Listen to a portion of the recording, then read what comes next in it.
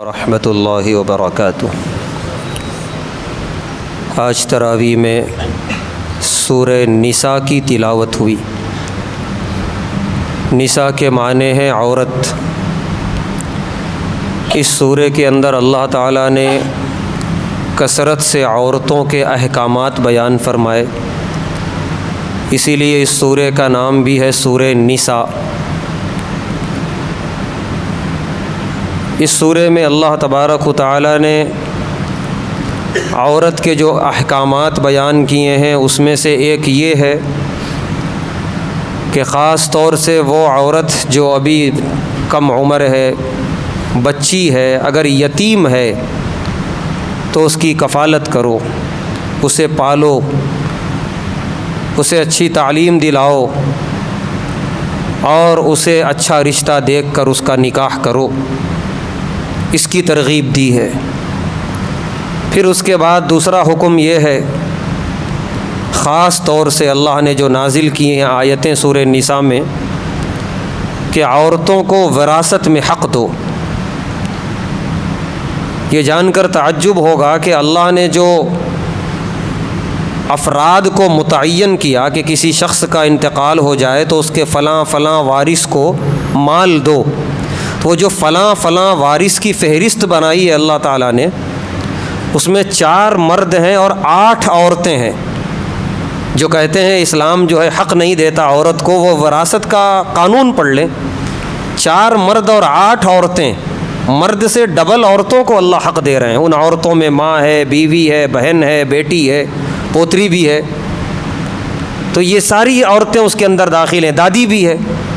وہ کیا ترتیب سے وراثت تقسیم ہوگی، وہ ترتیب الگ ہے، اللہ نے بیان کی ہے۔ تو اس زمانے میں یہ آیتیں اتری ہیں جب وراثت دینا عورت تو دور کی بات، عورت کو بہت دور کی بات، عورت ہی کو وراثت میں تقسیم کر دیا جاتا تھا، نعوذ باللہ۔ اس کی بھی اللہ نے آیتیں اتاری ہیں کہ کتنی بے شرمی کی بات ہے کہ ایک عورت جس کے شوہر کا انتقال ہو گیا، وہ کسی کی بہن ہوگی، کسی کی ماں ہوگی اور مرحوم کی بیوی ہے، بجائے اس کے کہ تم اس کو حق دو، اسی کو تقسیم کر رہے ہو، نعوذ باللہ۔ کتنی بڑی بے حیائی تھی۔ اسلام میں اللہ تعالیٰ نے آیتیں اتاری ہیں اس زمانے میں، اور ایک ایک عورت کو جو مرحوم کی قریبی رشتہ دار ہے سب کے حقوق بیان کیے۔ تو اسی لیے اس میں کوئی کوتاہی نہ ہونے پائے، عورتوں کو وراثت کا حق دیا جائے۔ وراثت بہت بڑا قرض ہے، یاد رکھیں، وراثت بہت بڑا قرض ہے۔ ہم حج کر لیے، عمرے کر لیے، لیکن اپنی بہنوں کو اور گھر کی عورتوں کو صحیح وراثت نہیں دیے۔ ایک وراثت دینے کا طریقہ یہ ہے کہ ایسے ہی اٹھا کے تھوڑا بہت دے دیے، تو یہ خالی یہ خوش کرنے کی باتیں ہیں، اصل حق نہیں دیا گیا یہ۔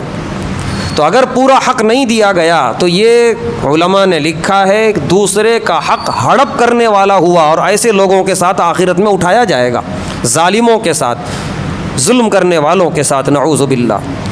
تو اس لہٰذا مکمل طریقے سے عورتوں کو حق دیا جائے۔ اسی لیے آج کل ماں باپ جب ضعیف ہو جاتے ہیں، ان کو بھروسہ ہی نہیں ہوتا ہمارے بیٹے ہماری بیٹیوں کو دیں گے یا نہیں دیں گے، لہذا زندگی ہی میں تقسیم کر دیتے ہیں، اور بہتر طریقہ ہے وہ۔ لیکن زندگی میں جب تقسیم ہوگا تو تقسیم الگ ہے، بالکل برابر برابر، جتنا بیٹے کو اتنا بیٹی کو، کیونکہ یہ وراثت نہیں ہے، یہ ہبہ ہے۔ وہ جو آدھا بیٹی کو اور ڈبل بیٹے کو ملے گا وہ انتقال کے بعد ہے، لیکن وہ آدھا بھی ملنے کا یقین نہیں ہے، اسی لیے ماں باپ زندگی ہی میں تقسیم کر دے رہے ہیں، بالکل برابر برابر۔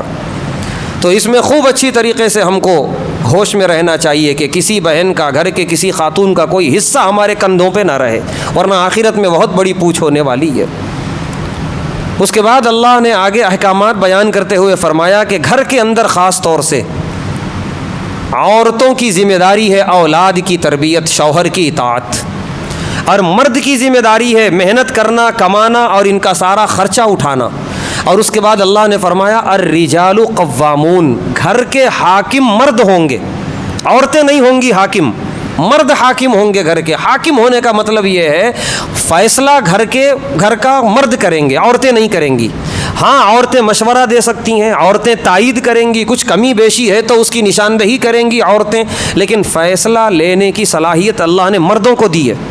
تو لہذا جس گھر کے اندر مرد فیصلے نہیں کرتا، عورتیں فیصلے کرتی ہیں، اس گھر میں برکتیں نہیں آتی۔ گھر تو بہت چھوٹی چیز ہے، پیارے نبی صلی اللہ علیہ وسلم نے فرمایا جس ملک کی حکمراں عورت ہو وہاں برکت نہیں آتی، وہاں اللہ کی مدد نہیں ہوتی۔ تو جب پورے ملک کو برکت سے محروم کر دیا گیا تو چھوٹا سا گھر کیا ہے؟ یہ اللہ کی تقسیم ہے، خوب اچھی طرح یاد رکھیں، اس میں کوئی حرص اور لالچ نہیں ہونی چاہیے۔ جیسا آج کل نعرہ لگ رہا ہے عورتوں کو برابری کے حقوق دو، برابری کے حقوق دو، ایسا برابر کر دیے کہ بیچاری کہیں کی نہیں رہی عورت، گھر کے باہر پڑا ہوا کنکر کی اس کی کوئی اہمیت تو ہے، لیکن عورت کی اہمیت نام کی کوئی چیز نہیں رہی۔ یہ اہمیت دی ہے اسلام نے۔ ایک مرد فیصلہ کرتے ہوئے اچھا لگتا ہے، ایک عورت اپنے شوہر کے کیے ہوئے فیصلے کی تائید کرتی ہوئی اچھی لگتی ہے۔ ایسا نہیں کہ جب مرد ایک فیصلہ کر رہا ہے عورت بھی ایک فیصلہ کر رہی ہے گھر کے اندر، گھر کے بچے پریشان ہیں، باپ کچھ کہہ رہا ہے ماں کچھ کہہ رہی ہے، یہ کون سی برابری ہے؟ یہ گھروں کو توڑنے والی باتیں ہیں کہ شوہر ایک فیصلہ کرے، بیوی ایک فیصلہ کرے کہ ہم بھی برابری چاہتے ہیں۔ یہ برابری نہیں ہے، یہ گھروں میں دراڑ پیدا ہو رہی ہے۔ فیصلہ مرد کرے گا، عورتیں اس کی تائید کریں گی اور اس کا ساتھ دیں گی۔ یہ بہت اچھی تقسیم کی اللہ تبارک و تعالیٰ نے۔ حالانکہ وہی عورت جب ماں بنتی ہے تو اس کا جو مقام ہے، اس کے قدموں کے نیچے جنت ہے، اب وہ مقام اس کے شوہر کو نہیں ہے۔ تو کچھ چیزوں میں عورت کو فضیلت دی اللہ نے، کچھ چیزوں میں مرد کو فضیلت دی۔ خاص طور سے اللہ تعالیٰ نے سورہ نساء میں بڑی اہتمام کے ساتھ ایک حکم جو بیان کیا، وہ حکم ہے کہ عورت ایک ایسی مخلوق ہے، شیطان نے اس کا بہت استعمال کیا۔ پیارے نبی صلی اللہ علیہ وسلم نے فرمایا کہ بنی اسرائیل کا فتنہ ہی عورت تھی، یعنی پوری بنی اسرائیل کی جو کشتی ڈبوئی ہے شیطان نے عورت کے ذریعے، عورت کو فتنہ بنا کے۔ لہذا عورتوں کے تعلق سے ہوشیار رہنا، اس فتنے میں مبتلا نہ ہونا۔ اس فتنے سے بچانے کے لیے اللہ تعالیٰ نے عورت کے لیے دو تقسیم کر دی مردوں کی، کہ کچھ مرد تمہارے لیے محرم ہیں اور کچھ نامحرم ہیں۔ جو محرم ہیں ان کے ساتھ ملو، اٹھو بیٹھو، باتیں کرو، ان کے ساتھ سفر کرو۔ جو نامحرم ہیں ایک قدم بھی ان کی طرف چل کے جانا نہیں ہے۔ کسی مجبوری میں اگر بات کرنی پڑ گئی نامحرم سے پردے کے پیچھے تو اللہ نے فرمایا آواز بدل کے بات کرو، لچکدار آواز میں بات نہ کرو، ورنہ پھر وہی شیطانیت شروع ہو جائے گی، وہی فتنہ بنی اسرائیل والا۔ تو اللہ تعالیٰ نے مردوں اور محرم اور نامحرم کی تقسیم کر دی۔ یہ جو اللہ نے محرم بنایا ہے، بھائی کو، باپ کو، بیٹے کو، شوہر کو، یہ محرم نہیں، یہ ایک مضبوط دیوار ہے ایک عورت کی عزت و آبرو کی حفاظت کے لیے۔ یہ ہم نہیں، غیروں نے اس کی تعریف کی ہے۔ ایک گھر اگر اس کی دیوار نہ ہو چاروں طرف سے تو نہ گھر کے اندر کے آدمی محفوظ، نہ سامان محفوظ۔ ہاں اس کو دیوار سے گھیر دیا گیا تو پورا گھر محفوظ۔ ایک عورت اگر محرم میں گھری ہوئی ہے تو اس کی عزت و آبرو محفوظ ہے۔ اگر محرم نامحرم کو برابر کر دیا گیا کہ جس طرح محرم کے ساتھ بات چیت کر سکتی ہے، سفر کر سکتی ہے، اسی طرح نامحرم کے ساتھ بھی کرے جیسا کہ غیروں میں ہے، تو پھر اس کی عزت و آبرو محفوظ نہیں ہے، وہ کھلے گھر کی طرح، کھلے دکان کی طرح ہے۔ اس زمانے میں ایک چیز ہے جو اس مضبوط دیوار میں سوراخ پیدا کر رہی ہے، دراڑ پیدا کر رہی ہے، اور جس کے ذریعے عورت کی عزت و آبرو خطرے میں پڑ رہی ہے، اور وہ چیز ہے یہ ہاتھوں کا موبائل۔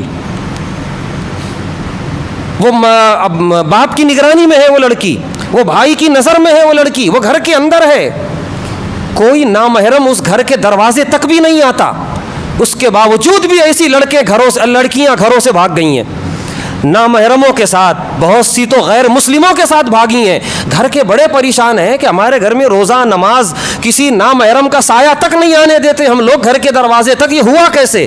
اس چیز نے سوراخ کیا تھا، یہ ہاتھ کے موبائل نے، اس کے ذریعے سے رابطے ہوئے ہیں نامحرموں سے۔ اس پر نظر رکھنے کی بے حد ضرورت ہے، گھر کے مردوں کو بھی، گھر کی عورتوں کو بھی۔ کسی مجبوری میں نوجوان لڑکیوں کو موبائل دیا جا رہا ہے، تعلیم کی مجبوری ہو یا کوئی بھی، لیکن اس پر مکمل نظر رکھی جائے کہ اس موبائل کا استعمال ذرا بھی غلط نہ ہونے پائے، ورنہ اس کے ذریعے شیطان سوراخ کر رہا ہے اس مضبوط دیوار کے اندر اور عزت و آبرو کو خطرے میں ڈال رہا ہے۔ اسی لیے خوب اچھے طریقے سے اس موبائل پر نظر رکھیں، اس کے صحیح استعمال کی پوری تاکید کریں، اور ذرا بھی اگر شک ہو تو فوراً سوالات کریں بچیوں سے اور بچوں سے، اور ہو سکے تو ان کے ہاتھوں سے موبائل چھین لیا جائے۔ یہ ماحول بنایا جائے، اس زمانے میں بے حد ضروری ہے، تربیت کے اندر یہ چیز بھی شامل ہو کہ موبائل کا انتہائی صحیح استعمال ہو، ورنہ اس کے ذریعے لڑکیاں بہت غیر اخلاقی حرکتوں کی جو ہے شکار ہو رہی ہیں۔ اللہ تبارک و تعالیٰ سے دعا ہے اللہ تبارک و تعالیٰ ہم تمام کو سورہ نساء کے احکامات پر عمل کرنے کی توفیق عطا فرمائے۔ وآخر دعوانا الحمد للہ رب العالمین۔